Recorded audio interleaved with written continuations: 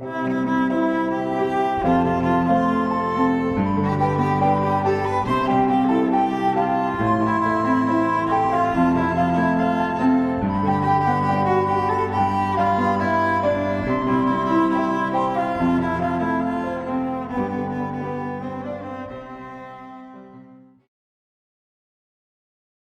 jours après l'ascension du Christ, c'est-à-dire 50 jours après la résurrection, les disciples étaient rassemblés dans une chambre. Soudain, un grand bruit se fit entendre, comme un violent coup de vent. Ce bruit se dirigea et emplit toute la chambre.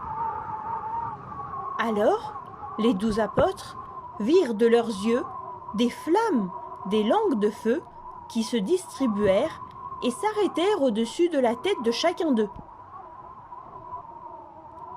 À partir de cet instant, ils sentirent que leur existence avait été inondée d'une force divine, c'est-à-dire de l'Esprit Saint.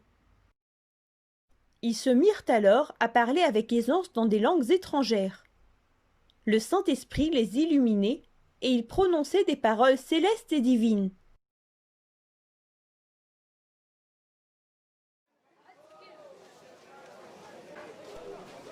Ces jours-là, se trouvaient à Jérusalem des hommes venus du monde entier, d'Europe, d'Asie et d'Afrique.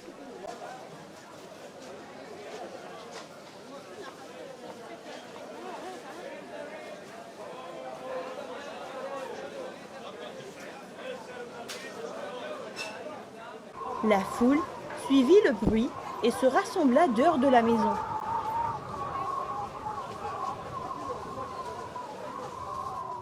Alors, les disciples sortirent et se mirent à parler à tous ces hommes.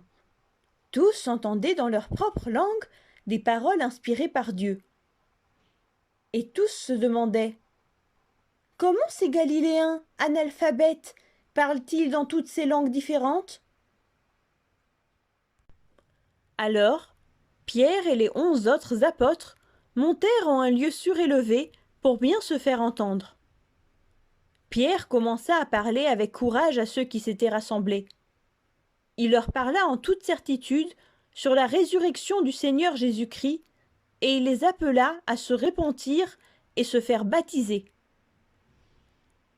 Ceux qui l'écoutaient furent impressionnés par son discours.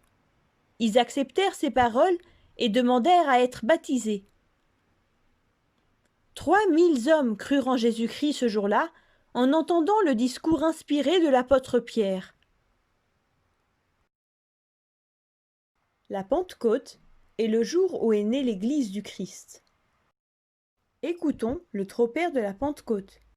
Tu es béni, ô Christ notre Dieu, toi qui as envoyé l'Esprit Saint aux pécheurs, qui les a montrés pleins de sagesse, et qui par eux a pris au filet le monde entier.